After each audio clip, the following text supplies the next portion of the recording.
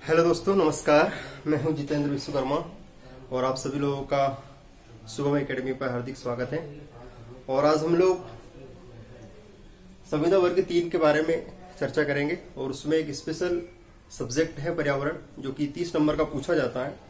उसमें से 20 नंबर का पर्यावरण बेसिक आएगा, बाकी 10 नंबर का पेडोलॉजी पूछा जाएगा। तो ये ईवीएस का पेडोलॉजी पूछा जाएगा और बेसिक ईवीएस आएगा, बेसिक ईवीएस आएगा। तो हम लोग इस चैनल पर बेसिक ईवीएस भी पढ़ेंगे और साथ में हम लोग पेडोलॉजी भी कंप्लीट करेंगे। ठीक है, तो आज हम लोग ईवीएस के ऊपर चर्चा करेंगे कि कौन कौन से क्वेश्चन आते हैं और किस प्रकार से क्वेश्चन पूछे जाते हैं। ठीक है, तो आज हम लोग एक छोटा सा चैप्टर उठाते हैं जिसका नाम है सुनामी। जिसका नाम क्या है? सुनामी। अब आप लोगों ने सुनामी का नाम सुना होगा। यहां से जनरली एक क्वेश्चन हर बार और हर परीक्षा में, जैसे आप लोग अगर टीचर के एग्जाम की तैयारी कर रहे हैं तो उसमें तो आना ही है, किसी भी कंडीशन में उसमें तो पूछा ही जाएगा। लेकिन आप लोगों को ये भी ध्यान रखना है कि इसके अलावा भी आप लोग अगर अदर एग्जाम की तैयारी कर रहे हैं तो भी इस टॉपिक से क्वेश्चन पूछा जाता है। ठीक है दोस्तों, तो हम लोग स्टार्ट करते हैं। जैसे सुनामी, तो सुनामी जनरली एक प्रकार की क्या होती है? लहर होती है। एक प्रकार की क्या होती है? लहर होती है। और ये लहर कहां से आती है? तो ये हलचल से उत्पन्न होती है। किससे उत्पन्न होती है? हलचल से। और ये लहर और ये हलचल ये सब होती है समुद्र के अंदर। किसके अंदर होती है? समुद्र के अंदर होती है। तो अगर आपसे पूछा जाए कि जो सुनामी है ये एक प्रकार की हलचल है, ये एक प्रकार की बड़ी लहर है और ये लहरें उत्पन्न होती है किससे?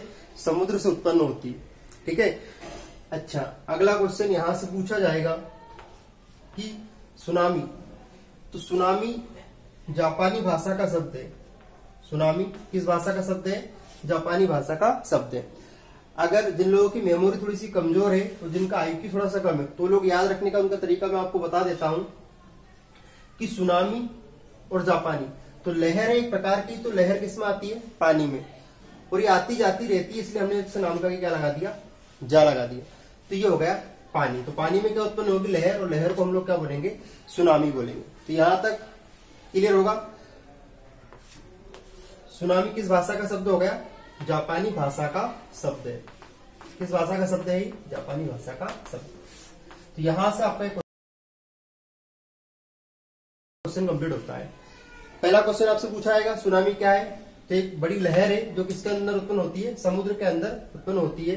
ठीक है, चलो उसके बाद आपसे क्वेश्चन पूछा जाएगा कि सुनामी किस भाषा का शब्द है? तो ये है जापानी भाषा का शब्द है। ठीक है, अच्छा, इसके बाद अगर जापानी से कुछ और क्वेश्चन अगर आपसे एक्स्ट्रा पूछे गए जो आउट ऑफ सिलेबस आते हैं तो जापानी से हम लोग बता देंगे, जापान बता देंगे। क्या बता देंगे? जापान। तो जापान में जा से जापान लिख देंगे यहाँ पर, और जा से लिख देंगे जहाज। पूरे विश्व में सबसे ज्यादा जहाज कौन बनाता है? जापान बनाता है। कौन बनाता है? जापान बनाता है। तो जापान पूरे विश्व में सबसे ज्यादा किसका निर्माण करता है? जहाज का। जहाज को पोत या बेड़ा के नाम से भी जाना जाता है। तो इतनी बात क्लियर होगी। अब यहां से हमारा कितने 3 क्वेश्चन कंप्लीट हो चुके हैं। पहला क्वेश्चन हमारा सुनामी क्या है? तो सुनामी एक बड़ी लहर है जो किसके अंदर उत्पन्न होती है? समुद्र के अंदर उत्पन्न होती है। दूसरा क्वेश्चन हमारा कंप्लीट हो रहा है कि जापानी किस भाषा का शब्द है? तो ये है, सॉरी, सुनामी किस भाषा का शब्द है? तो जापानी भाषा का शब्द है। इसके बाद सबसे ज्यादा विश्व में जहाज कहाँ बनाए जाते हैं? तो जापान में बनाए जाते हैं। इतनी बात क्लियर है आप लोगों को। इसके अलावा जब सुनामी आया था, तो सुनामी जब आया था ये, तो उसमें एक क्वेश्चन पूछा जाता था कि किस राज्य को सबसे ज्यादा नुकसान हुआ है? तो अगर केंद्र शासित प्रदेश पूछे आपसे तो आपको लिखना है अंडमान निकोबार। क्या लिखना है? अंडमान निकोबार। तो अंडमान निकोबार में सबसे ज्यादा नुकसान पहुंचाया था किसने? सुनामी ने पहुंचाया था। ठीक है, चलो इसके बाद अगर ओनली आपसे राज्य पूछिए तो हो गया आपका केंद्र शासित प्रदेश। केंद्र शासित प्रदेश हो गया।